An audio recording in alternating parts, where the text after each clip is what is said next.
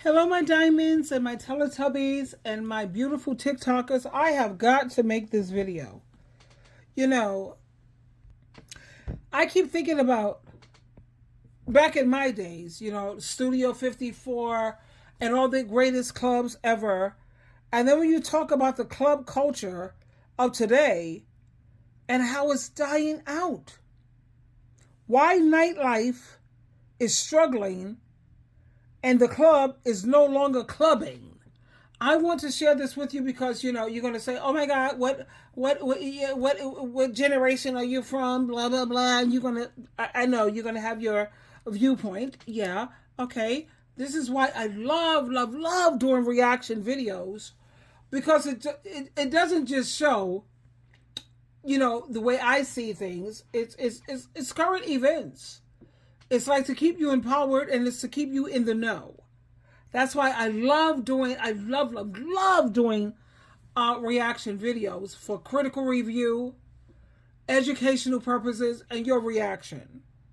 Let me share this with you from this generation, millennials and Generation Z, in terms of why club life is struggling, and club life is like, what?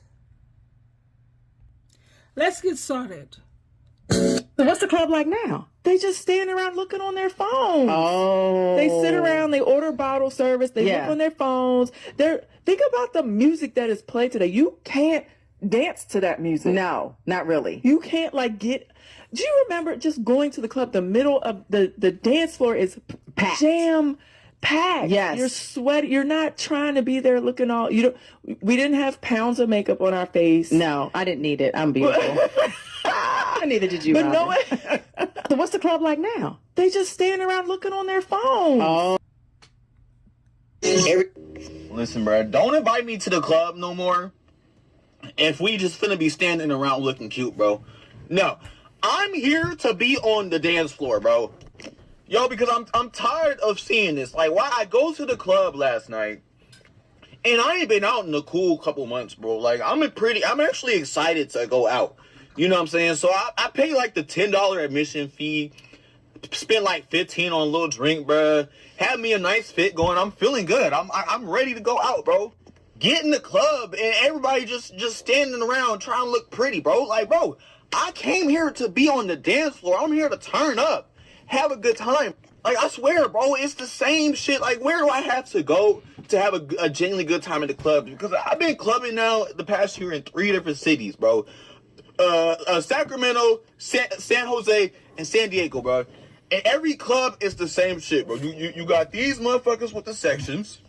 These motherfuckers just sitting around popping they fits.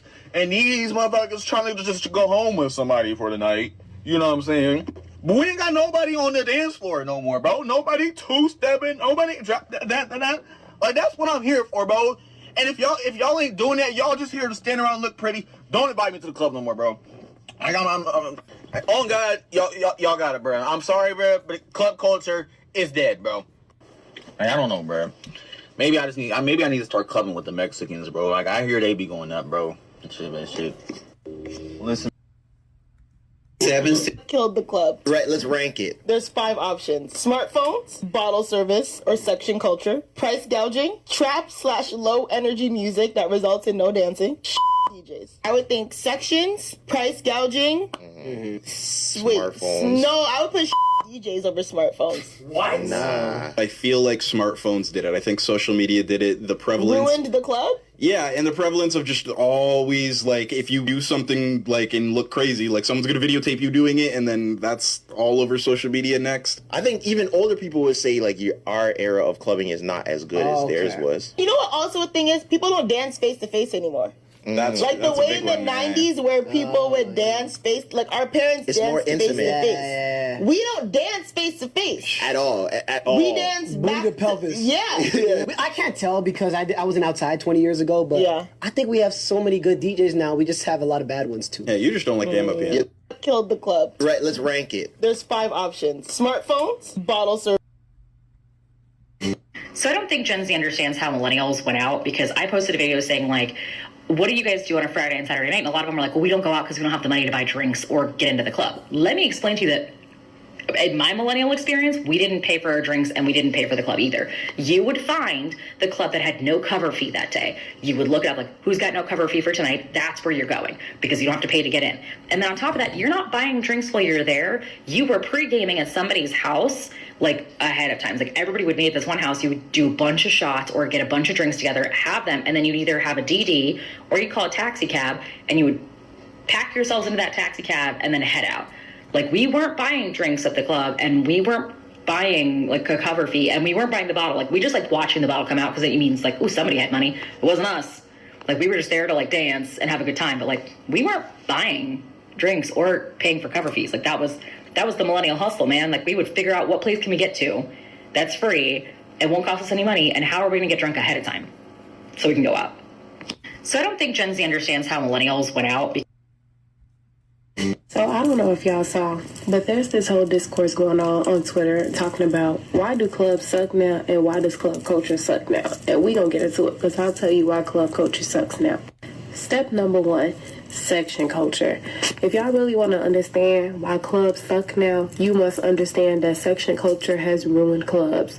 The fact that y'all want people to pay $300 for a bottle of Hennessy and $1,000 for a section in a club that may or may not bust, but then I can't have no more than 8 people in my section or 5 people in my section is crazy as hell, especially on a random ass Saturday when I'm trying to go outside and have a good time. Another reason why I be telling people all the time that club culture suck, like this one girl said on Twitter, y'all don't play no dance or music in the club, and it's absolutely facts. Like, how do you expect me to dance to Lil Durk and Lil Baby the whole time in the club? That shit just ain't gonna work.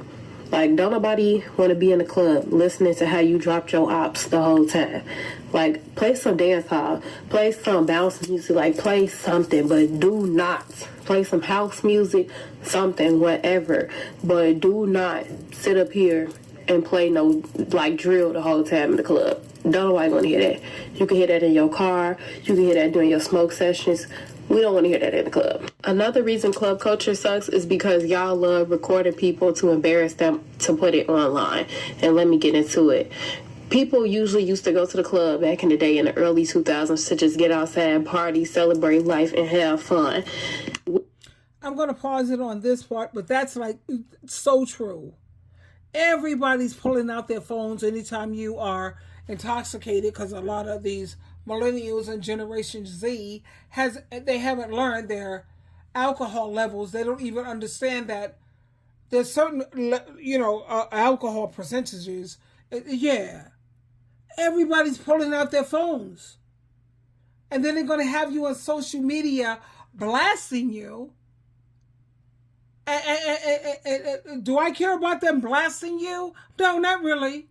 Because I see everything and everyone through the eyes of Jesus Christ, but everyone is not skilled enough to have Jesus Christ's logic. I have the logic of Christ. I see things through the eyes of Christ. So if you're on social media and somebody took a picture of you being, how you say, I don't know what, being cray-cray, or just like, I don't know, learning yourself, figuring yourself out, you learn what to do and what not to do. And then people want to try to place judgments. That's disgusting. And those are people who are not ambassadors for Jesus Christ. Because especially when you're young, you're figuring things out. You had cocktails, one time too many. You're doing things that you're not supposed to do. And then for people to have it all on blast, recording it, You see, because one thing about SheilaTruelove is I'm not a hypocrite. I practice what I preach. What do I preach? Don't do to other people what you don't want done to you. If you was caught out there in a bad situation because you lacked experience, and maybe you're green, you're all green. You know what green means? You're not ripe. You live this sheltered life. I lived this sheltered life as Jehovah's Witnesses for 55 years, and I'm the only girl with all brothers. I lived sheltered. And when I got out there in the world, honey, child, please. I've done numerous things that I would never want video recorded. My thing is this. Matthew chapter 7, verse 12. Treat people the way you want to be treated. And do I practice what I preach? All the time. So you can never say SheilaTruelove is a hypocrite. Never that. I never do to people what I don't want done to me. And if I see you sit up there acting like a damn fool and you're caught on video, no problem, baby. Whatever, child. Jehovah God and Jesus Christ is very forgiving. And that's the only validation that you need. Well, actually, you need your mom, too, because you don't want to be like crazy when you're embarrassing your mom, because Matthew chapter 15, verse 4, and then you got to, if you want things to go right for you, you have to watch how you treat your parents. That's all I can. And I know your parents are toxic. That's another video. At the same time, as long as I know that I'm making Jehovah God, Jesus Christ, and my mom proud of me, it is what it is. It is what it is. My inexperience because of my age, my lack of wisdom, which I don't understand that at this rate, because with social media, you have so much information. And at the same time, when you screw up, and guess what's going to happen? You're going to screw up because your age. They got it recorded. They're putting it all on social media like you heard this beautiful young lady say. See, that's the difference between my generation and your generation. My generation, we didn't record stuff and just blast it all over for the whole world to see. But who gives a, excuse me, I'm ready to say SHIT, sugar, honey, iced tea. Who gives a damn? I messed up. I'm learning, and the only thing I can do is try to do better. And for people to try to shame you or try to destroy you or tear you down for what something they may be promoting on the media, I have to say this to you. The most important thing that you have to focus on at this time, you're not perfect. You're not a perfect person. You're going to mess up. Your brain is probably not fully developed if it's less than 26 years old.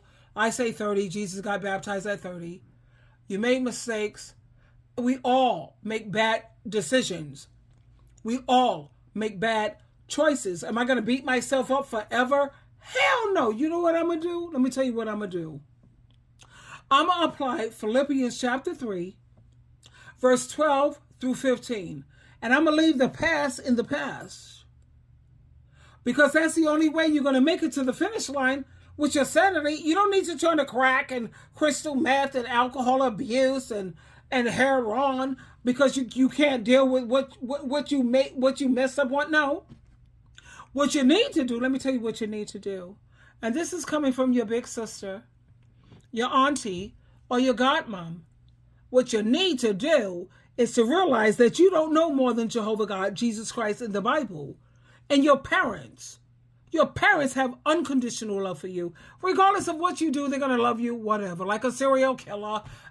We know we got to lay them down, but the parents still love them regardless. God has unconditional love for you also.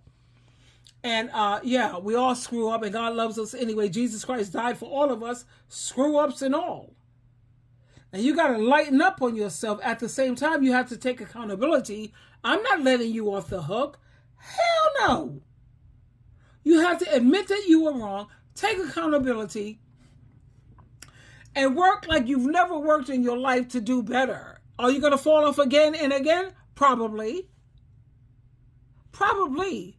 But as long, I got 2 words to say, for people, and it's called willing and trying. As long as you have people who are willing to do better, because some people say, well, I am what I am, and it is what it is. I'm not going to even try. They don't even admit that they were wrong. But as long as you're willing and you're trying, that's good enough for me. And the only reason why that's good enough for me is because it's good enough for Jehovah God, Jesus Christ. Those are the ones who created you, Jesus Christ, your Lord and your Savior. He died for you. That's why you have grace. What is grace? It's forgiveness for when you constantly keep screwing up. At the same time, Jesus Christ is not a sucker and he's not a fool. He knows when you're really trying to do better. He knows. And you think about all of these women, they give these dusty dudes chance after chance after chance, break after break after break. Let's go into family counseling. They pray for these dusties. At the same time, if you have parents, if you have your sister, your brother, that's your flesh, that's your blood, baby. That's your legacy. My flesh and my blood is definitely my legacy. It is what it is. And loyalty and integrity is the most important thing to me, because that's the most important thing to Jehovah God and Jesus Christ. No, you don't sit up there and give outsiders like some husband. I get it. He's whatever, but he's not my flesh and blood. He could be your husband this year, and he may not be next year or next week. But my flesh and my blood, that's my legacy. And that's where my loyalty will always lie. So if you have a mother who's toxic, a father who's like, what? I mean, we all pretty much got some issues with our dad. You know what? Grace is a beautiful thing. Because the same way you want Jehovah God and Jesus Christ to exercise that for you, then I don't know. It is what it is. Let's continue.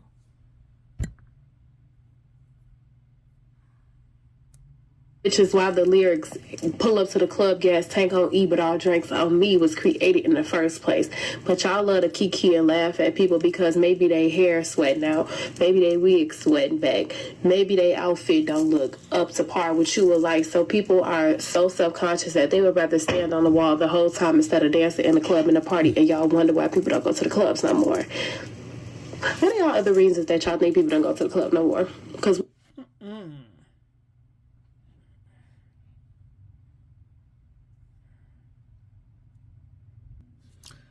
let's listen into why do you think people stop going to the club anymore?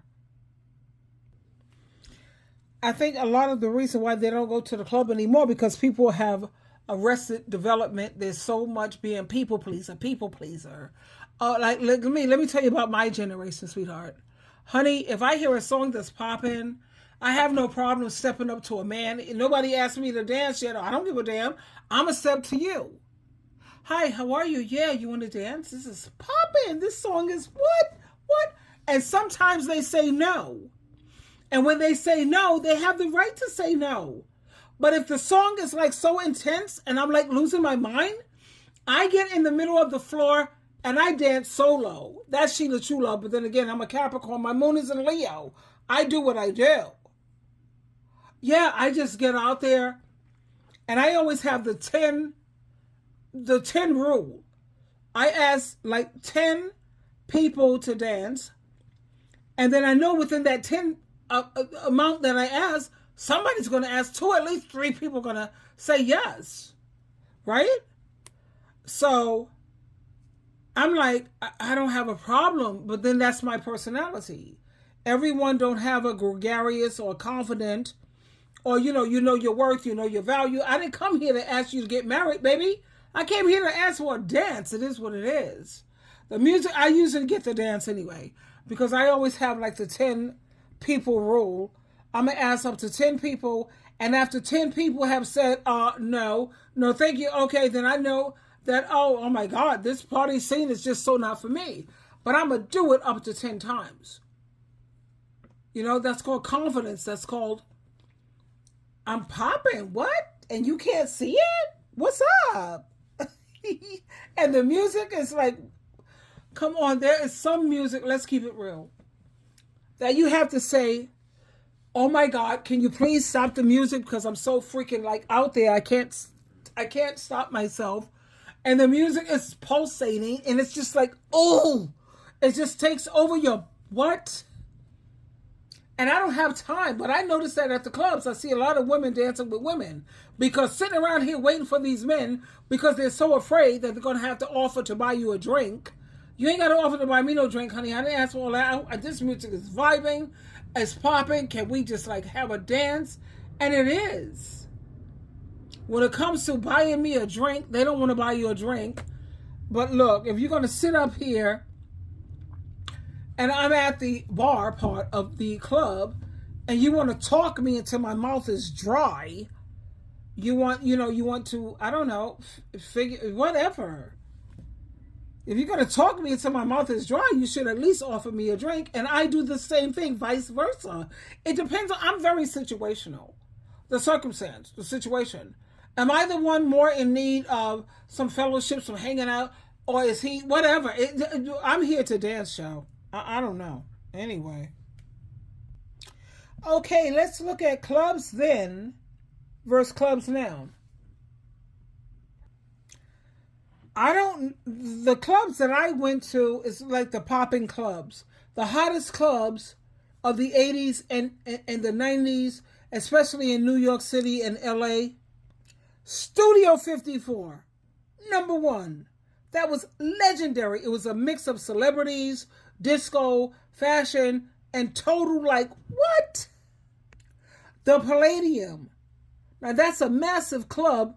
They're known for having the biggest DJs, live acts, and they had these amazing, stunning visuals.